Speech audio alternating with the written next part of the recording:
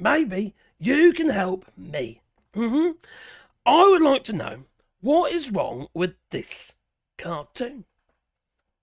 To me, it just looks like a depiction of current affairs, such as kissing the ring, Donald Trump's ring, his chocolate starfish, if you like. Well, yes. But which paper is this cartoon in? That has actually been rejected, yes, by a award-winning cartoonist, Ann Telnaes. Well, she's resigned as a result because the paper rejected her cartoon. And what paper? Well, it's the Washington Post, it is. I wonder who owns the Washington Post. Well, it happens to be Jeff Bezos. Oh, I wonder who's been depicted in this cartoon. Well, it's Jeff Bezos, Mark Zuckerberg, etc., etc. Handing cash to Donald Trump, including Disney, in the form of Mickey Mouse. So, the thing is, it might just seem trivial, but this is actually a threat to democracy. What is going on? In the United States, it's also been going on in the United Kingdom. We've had huge issues in the United Kingdom with the BBC over the last few years, especially since Brexit, and especially since the blonde Boris mutant variant, Alexander Boris de Pfeffel Johnson, a previous UK Prime Minister, I'll just say Boris Johnson, sorry, anyway, who suppressed the BBC. They can deny it as much as they like. But they did everything they could not to print the word Brexit in the BBC or put it on the online papers, my dear. So, it is an issue. It really is. And as much as we like to ignore it, this suppression of journalists, and, you know, Ann Telnaes, she's basically a journalist, she's a cartoonist. And she's telling her story, or as she sees it, in the form of an image of, you know, a picture speaks 1,000 words, is what they say, isn't it?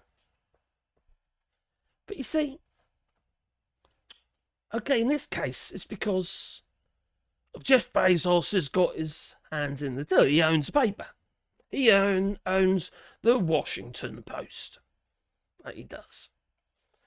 And it portrayed Mark Zuckerberg and Patrick Soon-Shion, Walt Disney's mascot, Mickey Mouse, etc., etc. And obviously Jeff Bezos. And it was rejected. Now they're saying that, well, we don't agree. It's because of Jeff Bezos. They're saying it's, oh, we do, we reject him occasionally anyway. That's what they're saying. But that's bollocks. It's bloody obvious, isn't it? You know? And they're just being up to the Mar-a-Lago and kissing the ring. Anyway, what you have is boop the like button, you put the channel, you do it on Patreon, buy us coffee, links down below. But boop, boop, boop. Don't forget the boop, boop. So, why is this important? Well, it's extremely important because, quite frankly, this fear in the media, like I say, it's going to lead to a lack of democracy and this pressure on journalists, and these threats and intimidation.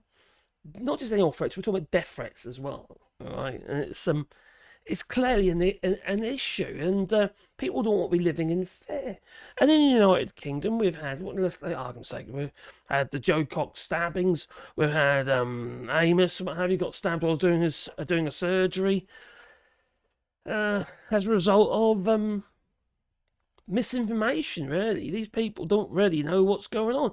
And we rely on the journalists to inform us. Unfortunately, it's all gone to pot. It's gone to shit. It really has.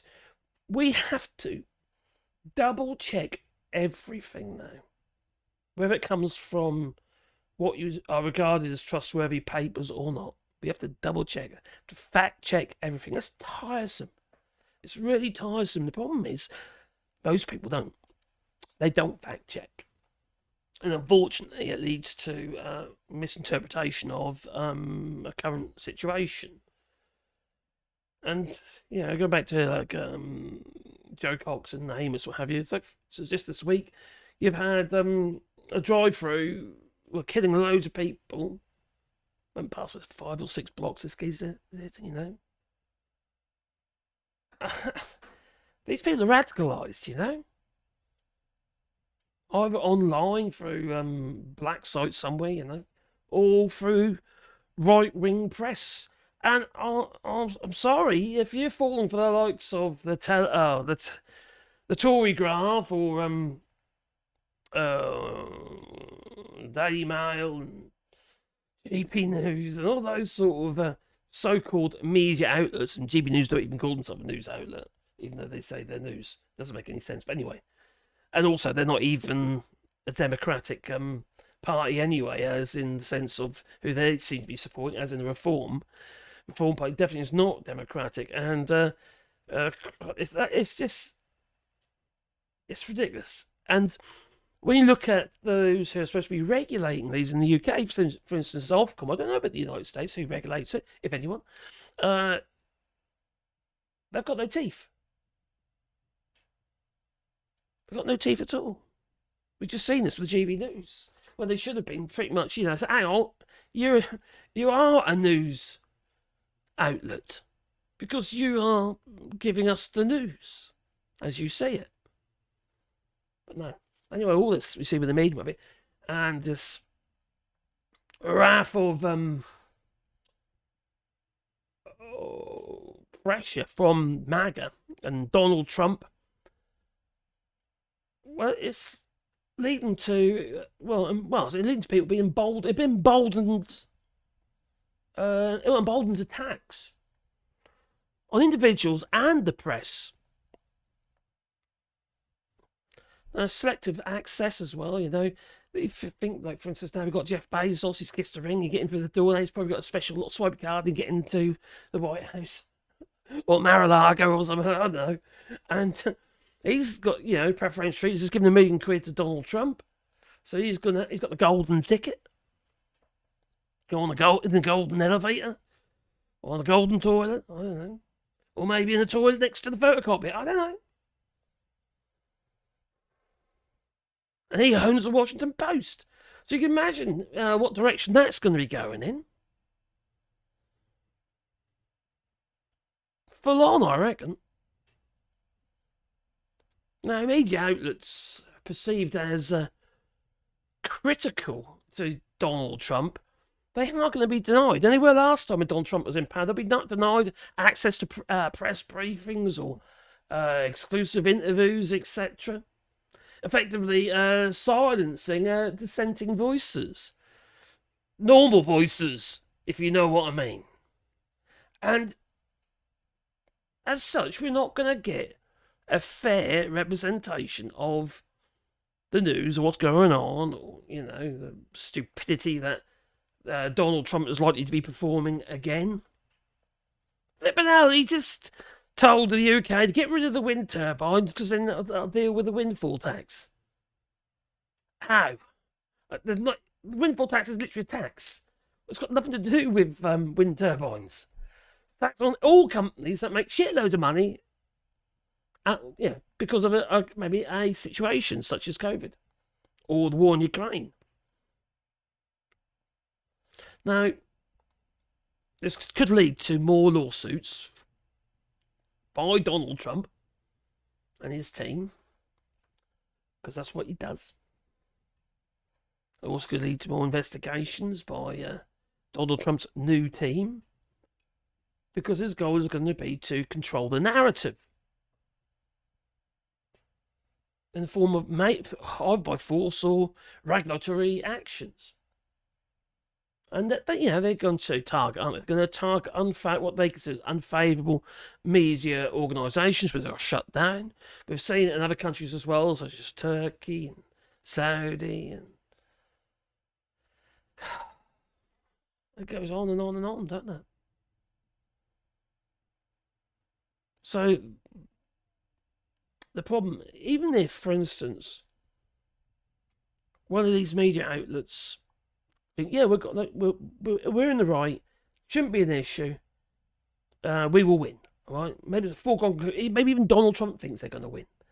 But Donald Trump knows, and his team knows, the cost of any lawsuit is so extreme that they can shut them and take them out of business, kick them into the long grass anyway.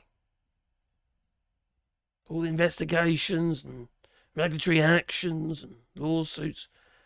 It's going to be aimed at what they consider as unfavourable to Donald Trump media organisations. And this then leads on to like a cultural shift.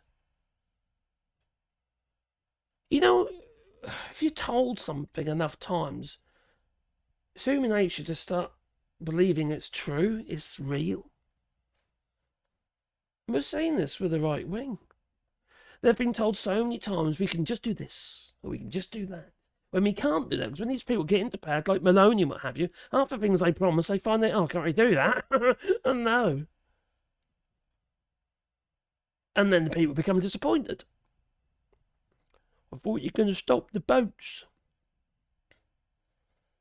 Usually, around the immigration situation. And you've got sort of this media landscape that's it's already polarised, but it's going to become even more polarised.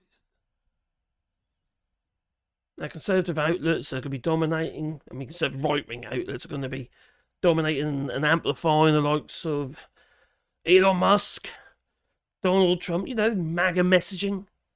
Truth Social will become the respected news outlet. It's going to lead to echo chambers. People in the, confirmation bias and all that, and it's just... It's going to lead nowhere good. It just can't. It'll just lead to, I suppose, into a partisan media, maybe. It's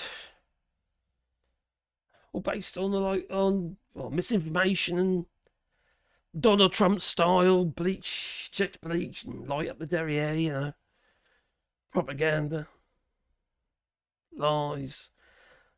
Keep telling us that it's a growing economy when it's not. Expecting you to believe him, and people do. That's the problem. People are suckered by him. It's like he's Messiah, but he's not. He's like a naughty little boy. Anyway, you tell me, is Donald Trump a naughty little boy? Leave it in the comments down below. But please put the old like button. And watch what you can do on Patreon or buy us coffee and links down below. Toodaloo.